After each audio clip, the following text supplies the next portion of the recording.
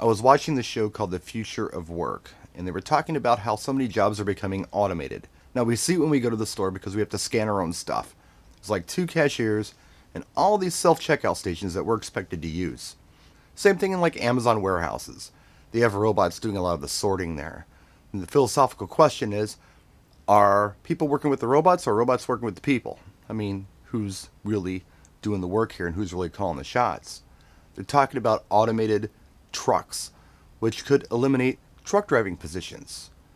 That's a good paying job. There's even programs out there that can analyze legal data better and more efficiently than an attorney or a paralegal. So that whole conversation reminded me of a conversation we've been having for many years as a community, which is, will technology replace the DJ? Let me just say that technology has been very good to me. I could take all of this music back here and put it on a little bitty flash drive. I couldn't possibly reasonably carry every song that I had in crates, but a flash drive is no big deal. I can organize this music on a computer. I can mix it and manipulate it. I can advertise my services with a computer. We can have conversations like we're having right now on a computer. That's so cool. And hopefully you like and subscribe and ring the bell while you're here.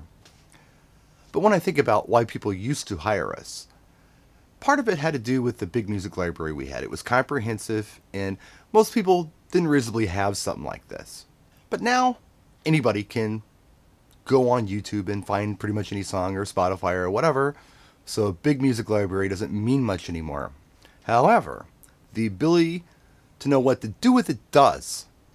And if you can understand the relationship between people and music better than the average person, you're going to excel as a DJ. I don't think a computer can do that. I think that's the key to being a better than average DJ. In fact, if you're an average DJ and you're not doing a better job than Pandora did or Spotify or whatever, maybe this isn't for you. I do believe that really understanding how to make people dance or even just stay, sometimes that's all it takes. I've been to bars before where it was time to go. I wanted to go, but the music was so good, I couldn't leave. I had to hear what was being played next. So I stuck around because of the music. I don't know if the DJ really understood that was happening or not, but those are the kind of things that if we can understand it, I'm going to keep those people around and play some songs for them. That's huge. That is valuable. And that is something that's going to keep you in a job for a long time. So, just some thoughts. It's not enough just to have the music. You got to know what to do with it. And stop with the self-indulgent sets.